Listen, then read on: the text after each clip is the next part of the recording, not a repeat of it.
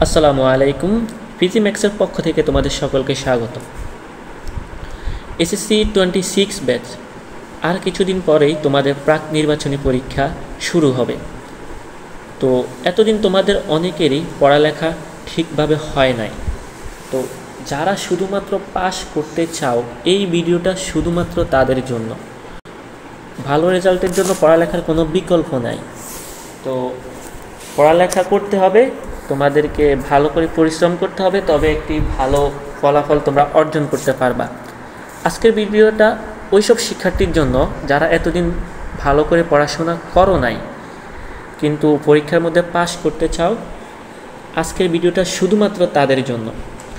তো আজকে আমরা এসএসসির কেমিস্ট্রি বিষয়ে তোমাদের একটি শর্ট সাজেশন দেওয়ার চেষ্টা করব, যে অধ্যায়গুলো পড়লে তোমরা তোমাদের পরীক্ষার মধ্যে কমন পাবা। সো আজকে আমরা একটু দেখে নিই তোমাদের প্রাক নির্বাচনী পরীক্ষার মান বন্টনগুলো কীরকম। তো তোমাদের মান বন্টনগুলো হলো, তোমাদের সংক্ষিপ্ত প্রশ্ন থাকবে মোট 60টি, সেখান থেকে তোমাদের 5টির উত্তর দিতে হবে এবং প্রতিটির মান হচ্ছে 2 করে। সো 5টির উত্তর দিলে তোমরা মোট 10 নাম্বার পাবে এখানে। এবং তোমাদের সৃজনশীল থাকবে 60টির মধ্যে তোমাদের 4টি প্রশ্নের অ্যান্সার দিতে হবে, যার প্রতিটির মধ্যে থাকবে 10 করে। এই 4টা প্রশ্নের অ্যান্সার দিলে তোমরা পাবা 40 মার্ক এবং তোমাদের সংক্ষিপ্ত প্রশ্নের জন্য তোমরা পাবা 10 মার্ক। তো তোমরা যদি চাও এই ভিডিওতে কমেন্ট করবা, আমরা তোমাদের সংক্ষিপ্ত প্রশ্ন নিয়ে কিছু সাজেশন দিব, যেগুলো পড়লে আশা করা যায় তোমরা পরীক্ষার মধ্যে কমন পাবা। তো আজকে আমরা দেখাবো যে তোমাদের প্রাক নির্বাচনী পরীক্ষায় যে অধ্যায়গুলো আছে, তো তোমাদের যে অধ্যায়গুলো পড়লে তোমরা 4টা সৃজনশীল শিওর কমন পাবা, ওই অধ্যায়গুলো নিয়ে আজকে আমরা কথা বলবো।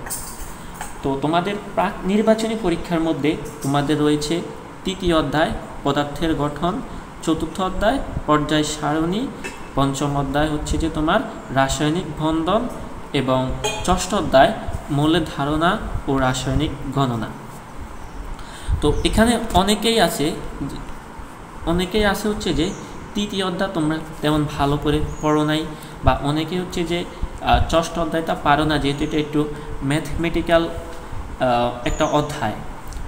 তো তোমরা যদি চাও আমি 6ষ্ঠ অধ্যায়ের উপর আলাদা একটি ভিডিও দিব, টাইপ ভিত্তিক তোমাদের ম্যাথ করাই দিব, যেগুলা পড়লে আশা করা যায় তোমরা তোমাদের বোর্ড এক্সাম এবং তোমার স্কুলের যে সকল এক্সামগুলো হবে ওইগুলা তোমাদের কাভার হয়ে যাবে। তো যারা শুধুমাত্র 2 থেকে 3টা অধ্যায় পড়ে শুধু পাস করতে চাও, এই ভিডিওটা তাদের জন্য।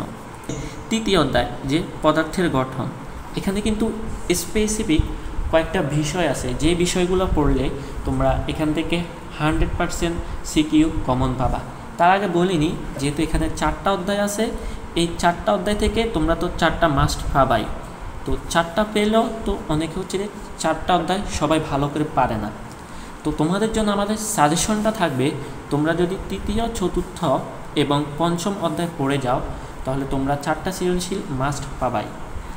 আর তোমরা যদি 6ষ্ঠ অধ্যায়টা পড়ে যাও এবং হচ্ছে যে 5ম অধ্যায়টা পড়ে যাও, তাহলে তোমরা 2টা সৃজনশীল মাস্ট পাবাই। 3টা পাওয়ার সম্ভাবনা অনেক বেশি, এবং ভাগ্য ভালো থাকলে তোমরা 4টা সৃজনশীলও পেয়ে যেতে পারো।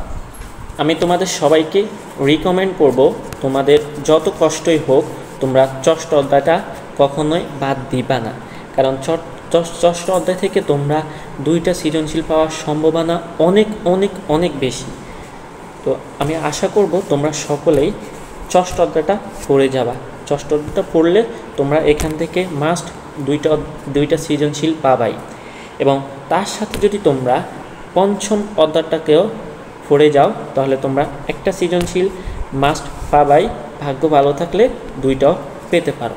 তো তোমরা যদি শুধুমাত্র 5ম এবং 6ষ্ঠ অধ্যায় পড়ো, তাহলে তোমরা 3টা সৃজনশীল মাস্ট পাবাই, এবং ভাগ্য ভালো থাকলে 4টা সৃজনশীলও পেয়ে যেতে পারো। এবং 5ম ও 6ষ্ঠ অধ্যায়ের কিছু স্পেসিফিক টপিক রয়েছে যেগুলো পড়লে তোমাদের বোর্ড এবং স্কুলের মধ্যে যে পরীক্ষাগুলো হবে সেগুলো তোমরা কভার করতে পারবে। আর কেউ যদি বলো যে না আমি চতুর্থ অধ্যায় পারি, তাহলে তোমরা চতুর্থ অধ্যায়টাকেও পড়তে পারো, কারণ এখানে বেশি কিছু নাই। যে ইলেকট্রন বিন্যাস, তাদের গ্রুপ নির্ণয় এবং তাদের হচ্ছে পর্যায় নির্ণয়, এই সম্পর্ক প্রশ্ন তোমাদের এখানে আছে। এবং পঞ্চম অধ্যায়েও কিছু টপিক আছে যেগুলো একটু ক্রিটিক্যাল তোমাদের কাছে মনে হতে পারে। তো তোমরা যে অধ্যায়টা ক্রিটিক্যাল মনে হয় তোমরা তা নিয়ে আমাদের কমেন্ট বক্সে কমেন্ট করবা, ইনশাল্লাহ আমরা ওই অধ্যায়টাকে সুন্দরভাবে টাইপ ওয়াইজ গুছিয়ে দেওয়ার চেষ্টা করব। তো আমি তোমাদের সবাইকে রিকমেন্ড করব যে তোমরা কেউই ষষ্ঠ অধ্যায়টা বাদ দিও না। যদি এটার ওয়ান শট ভিডিও চাও একদম বেসিক সহকারে, ইনশাল্লাহ আমরা করে দেওয়ার চেষ্টা করব এবং টাইপ ওয়াইজ আমরা গুছিয়ে দেওয়ার চেষ্টা করব। এবং তোমরা তো এখান থেকে মাস্ট 2টা আশা করা যায় সৃজনশীল পাবাই। এবং সাথে তোমরা যদি চতুর্থ অধ্যায়টাকেও পড়ো, পঞ্চম অধ্যায়টা কেউ যদি না পড়তে চাও চতুর্থ অধ্যায়টাও পড়ো, চতুর্থ অধ্যায় থেকে তোমরা একটা সৃজনশীল মাস্ট পাবাই। এবং ভাগ্য ভালো থাকলে তোমরা এখান থেকে 2টা সৃজনশীলও পেয়ে যেতে পারো।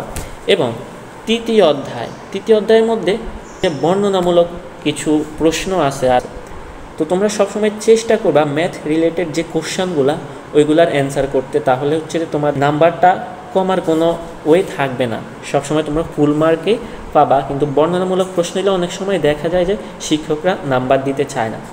তো এই হচ্ছে কথা। তো আমি তোমাদের সবাইকে রিকমেন্ড করব ষষ্ঠ অধ্যায়টায় পড়বা এবং পঞ্চম অধ্যায়টায় পড়বা।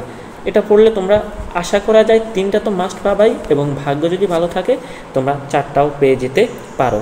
পঞ্চম অধ্যায়টাকে বাদ দিতে চাই বা ষষ্ঠ অধ্যায়টাকে বাদ দিতে চাই, তাহলে তোমরা চতুর্থ অধ্যায়টাকে পড়তে পারো, সাথে তৃতীয় অধ্যায়টাও পড়তে পারো যদি তুমি পঞ্চম এবং ষষ্ঠ অধ্যায় না পারো। তো পঞ্চম এবং ষষ্ঠ অধ্যায়টা যদি স্কিপ করো তাহলে তুমি এখান থেকে তৃতীয় অধ্যায় এবং চতুর্থ অধ্যায় থেকে 4টা সৃজনশীল পাওয়ার সম্ভাবনা খুবই কম। বাট তুমি যদি পঞ্চম এবং ষষ্ঠ অধ্যায়টাকে পড়ো তাহলে তুমি 4টা সৃজনশীল ইনশাল্লাহ আশা করা যায় যে তোমাদের কমন পড়বে এবং তোমরা দিয়ে আসতে পারবা। ইনশাল্লাহ আমরা আগামী ভিডিওতে তোমাদেরকে দেখিয়ে দেব যে তোমাদের চতুর্থ এবং পঞ্চম অধ্যায় বা চতুর্থ অধ্যায় আলাদাভাবে এবং পঞ্চম অধ্যায় আলাদাভাবে টাইপ ওয়াইজ যে কোশ্চেনগুলো আছে আমরা ওইগুলো তোমাদেরকে বলে দিব যে যেগুলো পড়লে তোমরা পরীক্ষায় কমন পেতে পারো। সো আজকের ভিডিওটা এই পর্যন্তই। তো আমরা আশা করি তোমরা আমাদের চ্যানেলটাকে ইতিমধ্যে সাবস্ক্রাইব করে দিয়েছো এবং তোমাদের যে কোনো সমস্যা এবং পড়ালেখার বিষয়ে যে কোনো কোশ্চেন থাকলে তোমরা আমাদের কমেন্ট করে জানিয়ে দিতে পারো, ইনশাল্লাহ আমরা সেগুলোর অ্যান্সার দেওয়ার চেষ্টা করব। ধন্যবাদ সকলকে, আসসালামু আলাইকুম।